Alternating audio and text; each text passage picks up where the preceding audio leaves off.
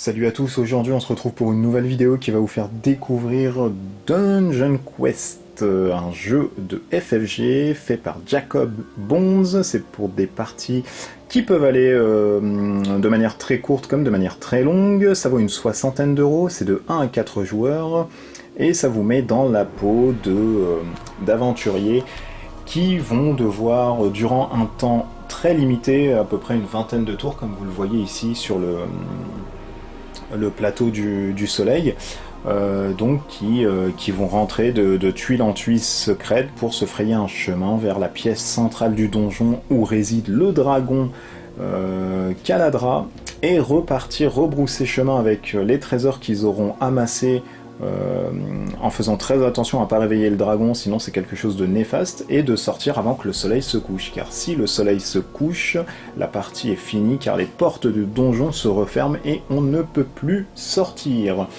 Donc voilà, pour cette édition-ci qui est disponible uniquement en VO, la VF est disponible chez Edge, mais c'est la version antérieure qui est la 3 il me semble, celle-ci est la 4. Elle apporte certaines modifications. Moi je vous avouerai, je ne sais pas ce qu'elle apporte de plus parce que je n'ai pas vu les anciennes versions, donc je vais vous expliquer vraiment cette édition-ci. Ensuite à vous de voir ce que ça rapporte vraiment en plus par rapport aux anciennes versions. Par contre je sais qu'il y a un kit apparemment de conversion qui serait fait par Edge pour justement cette dernière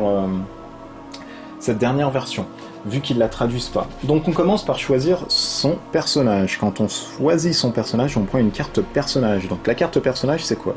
Ici, on a le nom, on a l'illustration, on a le nombre de points de vie, et on a ensuite ses compétences. Ça, ce sont des chiffres qu'on devra faire, donc égal ou moins, pour réussir par exemple des tests de force en rouge, des tests d'agilité en vert, des tests de défense en bleu, ainsi que des tests de chance en jaune.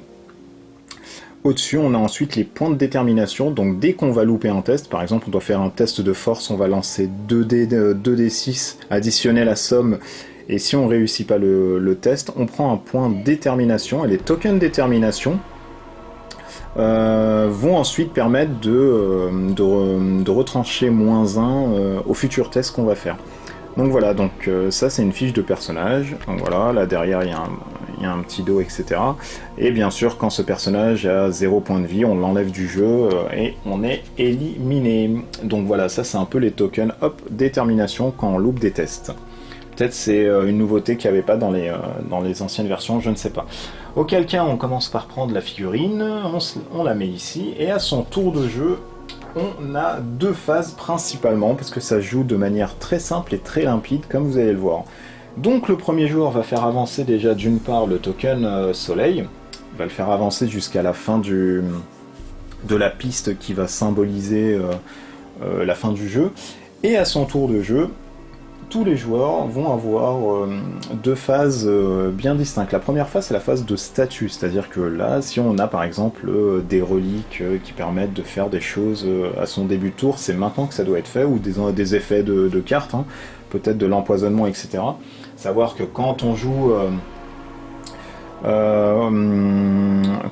au jeu, on a une carte relique qui est donnée directement avec le personnage qu'on prend, donc au hasard. Hein. Donc ça c'est l'effet de la phase de statut. On a ensuite la phase d'action. Durant la phase d'action, on peut faire trois choses différentes. 90% du temps, dans Dungeon Quest, on va se déplacer, donc de manière orthogonale, jamais en diagonale.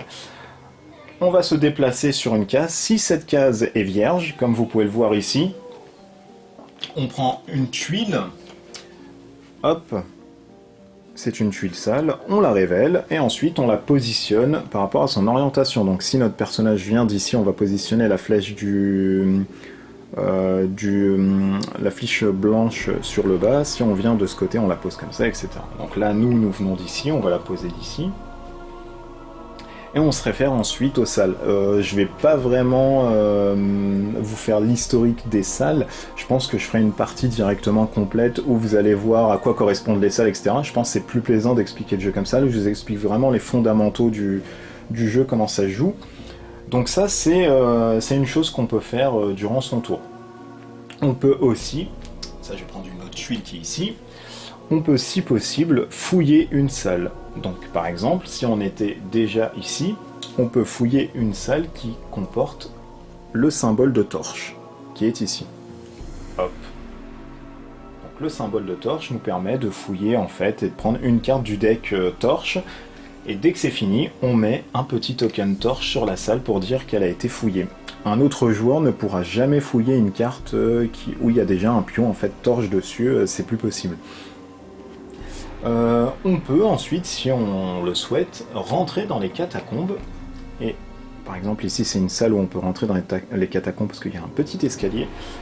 Et une fois que nous sommes dans les catacombes, on remplace sa figurine par un petit token en gardant l'orientation, hop, et à son prochain tour, au lieu de se déplacer et de piocher des tuiles secrètes, on va prendre une carte catacombe à chaque début de tour. Les cartes catacombes vont vous permettre en fait de rencontrer des monstres, vont vous permettre de sortir des catacombes, et uniquement via des cartes qui vous permettent de sortir des catacombes, sinon vous ne pouvez pas sortir des catacombes, donc à vos risques et périls, et vous allez pouvoir aussi trouver certains loots, des trésors, etc.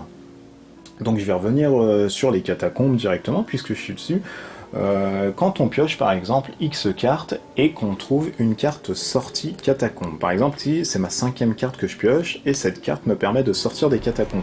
À ce moment-là, on va compter le nombre de cartes, celles-ci y compris, qui nous permettent de sortir, et on va bouger notre figurine. Donc là par exemple, on a tiré 5 cartes, on va bouger notre petit token de 5. Donc à partir d'ici, il est rentré ici, 1, 2, 3, 4, 5. Ensuite, nous allons orienter à 90 degrés dans le sens que l'on souhaite notre héros. On va ensuite lancer un dé et on va se déplacer du nombre de cases que le dé nous aura montré. Donc là, 1, on fait 1. Donc tout ça ensuite repart dans la défausse, etc. Et on va tirer une tuile. Voilà, qui va ensuite nous dire que, hop là, nous rentrons directement ici, nous ressortons là. Donc on change la figurine, on remet, hop là, et nous ressortons ici. Donc en fait, ça montre le passage souterrain qu'on a pu faire dans les catacombes. Donc ça c'était pour les catacombes. Quand on rentre dans une salle et qu'il y a ce symbole-ci de donjon, on est dans l'obligation de tirer une carte donjon. Ce sont des cartes ici de rencontre, etc. Qui nous permettent de faire différentes choses. Et on va pouvoir aussi tirer des cartes portes qui sont ici, de pouvoir forcer des portes si possible quand la situation se présente. Donc voilà, on a ces facies à faire à son tour. Donc soit on bouge, on révèle une tuile, ou alors on bouge sur une tuile déjà existante. On ne peut pas, hop, alors ça c'est collé, hop, on ne peut pas se déplacer sur une tuile qui comporte déjà un personnage, ce n'est pas possible. Donc c'est une tuile qui est bloquée. Donc ça c'est pour vous donner un peu les restrictions. Donc voilà, on peut se déplacer sur une case et là on tire une tuile et on la résout, ou se déplacer sur une tuile directement découverte. Ensuite on peut chercher. Si la tuile ne comporte pas de monstre, à savoir le petit token ici, ou alors un token torche, qui signifie que la pièce est déjà fouillée, ou alors on peut entrer, si on a la possibilité de le faire, dans les catacombes. Donc voilà grosso modo ce que présente le jeu. Comme je vous l'ai dit, c'est un jeu où on peut mourir vite, c'est-à-dire on peut tirer une carte tuile, c'est un pont, on fait un test de chance, si on ne le réussit pas, ben on meurt directement. Donc ça peut durer vraiment 5 minutes, comme ça peut durer 1 heure, 1 heure et demie. Donc vous l'aurez compris, le jeu c'est d'aller le plus vite possible et de faire un petit chemin pour revenir, parce qu'effectivement si on prend les catacombes, il faudra ensuite revenir, parce que là tout ce chemin-ci n'existe plus. Et on peut par la suite récupérer plein de trésors et partir le plus vite possible. Donc voilà grosso modo pour les déplacements de Dungeon Quest. Dungeon Quest aussi expose des monstres et un système de combat qui est, ma foi, basé sur le pierre-papier-ciseaux. Dès qu'on va rencontrer un monstre via une carte, donc on va mettre un petit token ici, un autre joueur en fait va tirer une carte et va juste dire par exemple à son adversaire, bah voilà, tu rencontres un troll.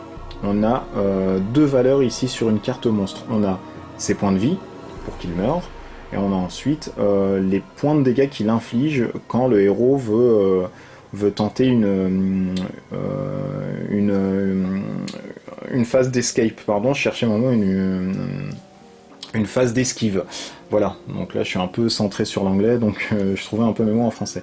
Donc voilà, on va lui dire que voilà, là tu combats un troll. À partir de ce moment-là, donc la carte est tout le temps face cachée, le joueur du monstre va prendre secrètement une des cartes, par exemple ici il choisit la hache, il la met ici à côté, et l'attaquant, pareil, donc le joueur qui rencontre le monstre, va piocher, pareil, il va prendre une carte secrètement, hop hop hop. Donc là par exemple, on révèle les cartes, tac tac tac, le défenseur se défend avec la hache, et donc c'est plus comme ça en fait, voilà. Le héros lui attaque avec la hache, et le monstre se défend avec l'arbalète. Donc comment ça se passe? Nous on se réfère directement ici, tac tac tac, vu que la carte du monstre est une carte arc. Donc on va voir, là on vous dit le nombre de points de dégâts que vous faites, à savoir 0, et le nombre de points de dégâts que vous prenez. Donc là on inflige 0 et on prend 1. Donc c'est un peu le pierre, papier, ciseaux en fait en forme de carte. Une fois qu'on a fait cette partie-ci, on a une petite fenêtre qui nous permet de nous échapper. Donc pour nous échapper, on fait un test d'agilité. S'il est réussi, on s'enfuit directement et on prend les points de dégâts qui sont alloués hop ici dans la fiche du troll du monstre. Et si c'est pas le cas, et bah du coup on repart encore pour une session de combat, etc. jusqu'à ce que mort s'en suive. Donc ça peut durer longtemps, comme ça peut prendre 5 minutes. Je sais que beaucoup de personnes ont eu la frustration et ont changé ça avec des variantes de dés. Moi je vous avouerai que j'ai pas testé encore les dés. Je sais qu'il y a une variante solo avec des dés ici, qui je pense est plus simple que celle-ci, parce que là c'est vraiment basé sur du pierre, papier, ciseaux, etc. Pourquoi pas. La variante eux qui proposent en même temps, je fais un petit tour dessus, c'est justement de lancer un dé. C'est-à-dire que là, dès qu'on rencontre un monstre, ils nous disent par exemple de lancer un dé. Sur 1 et 2, on prend une blessure. Sur 3 et 4, le monstre et nous-mêmes prenons une blessure. Sur 5, le monstre prend une blessure. Et sur 6, le monstre prend 2 blessures. Moi je pense que c'est le truc le plus simple à faire, parce que voilà, c'est un jeu aussi qui est rapide, etc. Que les compétences de force finalement n'imputent vraiment pas dans le système de combat. Elles sont là uniquement pour des compétences de cartes. Donc moi je pense que c'est le plus simple à faire, de garder peut-être cette notion dé, même si on joue à plusieurs. On a aussi une petite variante, alors je sais pas si c'était dans la 3e édition, parce que moi je ne connais celle-ci, ce qu'ils appellent la variante Torchlight. Alors Torchlight, qu'est-ce que c'est? Dès lors qu'on va rentrer par exemple dans une salle, on va voir ensuite toutes les salles adjacentes où on peut, qui sont avec un couloir libre, à côté en fait. Donc là, on va tirer secrètement une nouvelle tuile ici, une nouvelle tuile ici, une nouvelle tuile ici. Ça permet d'apporter une petite, d'accélérer un peu le jeu, parce que clairement, si ici il y a un trou, vous n'allez pas vous mettre dans le trou, vous allez partir de l'autre côté, et ça apporte une petite part de stratégie peut-être. Moi je vous avouerai que cette variante-ci de Torchlight, je ne l'aime pas trop, parce que j'aime bien la surprise et mourir dans un pont comme ça d'un coup. Je vois bien le héros avec sa petite torche avancer et bim, d'un coup il tombe. Mais pourquoi pas, c'est une variante à mon avis qu'ils ont imputée, parce que peut-être les personnes trouvaient le jeu très dur, et effectivement il est très dur quand on a de la malchance au dé, ou alors qu'on tire la mauvaise tuile, ça c'est sûr. Mais moi ça me permet de raconter une histoire, donc j'aime beaucoup ça. Je pense que la variante Torchlight, j'y ne jouerai pas du tout, mais je voulais expliquer parce que bah voilà, pareil, c'est une possibilité que vous pouvez avoir dans ce jeu-ci. Et on va avoir ensuite le fait de repopper en fait son héros quand il meurt. Donc quand il meurt, on se défausse de tout et on le fait ramener voilà ici. Donc ça nous permet de pas sortir du jeu et de recommencer un un peu le truc.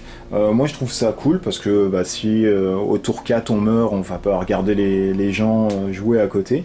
Par contre, au lieu de popper avec son perso, moi je prends un nouveau perso directement. Et puis ça permet de faire le chemin qui a été fait par l'ancien, etc. Ensuite, ça reste voilà, un jeu où on doit se faire plaisir, donc vous jouez comme vous voulez en fait. Hein. Donc après, vous pouvez faire ce que vous voulez, il n'y a pas de souci. Ça, la petite clé, parce que je viens de la voir, ça symbolise uniquement le premier joueur qui ne changera jamais. Et le premier joueur, en fait, c'est lui qui va, à son tour et à son début de tour, augmenter de 1 le cadran, etc. On va avoir 5 petits cadrans à la fin, en fait, qui sont de 1, 2, 3, 4, 5.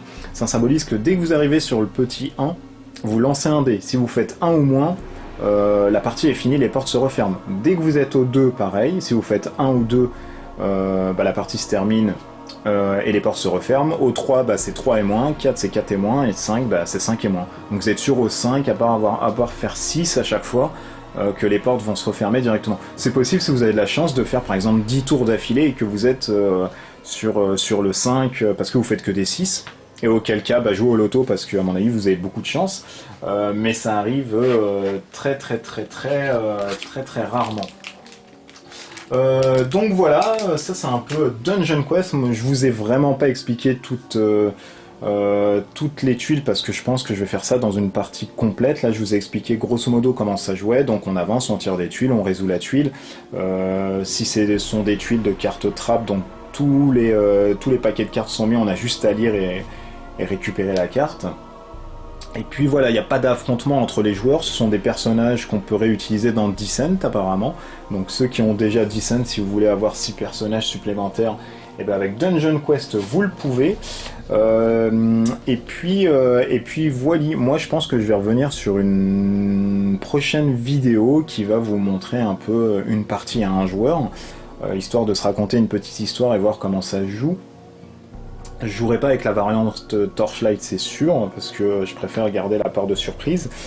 Et puis voilà, donc Dungeon Quest, l'édition revisitée, je sais pas du tout ce qu'elle apporte par rapport aux anciennes versions, mais je pense que c'est la version Torchlight et puis peut-être le combat des monstres ainsi que les tokens de détermination.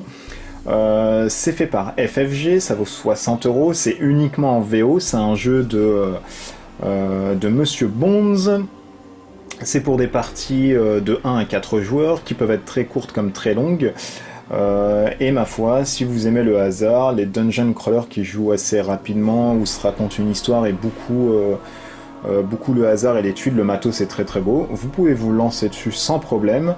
Si auquel cas vous êtes un peu frétillant mais vous êtes quand même curieux, attendez la partie que je vais mettre directement sur la chaîne pour vous donner une raison et une idée si ça convient vraiment pour vous ou non alors. Donc voilà, là c'était les règles de Dungeon Quest et puis je vous dis à bientôt pour une prochaine vidéo. D'ici là, portez-vous bien, ciao ciao, bisous.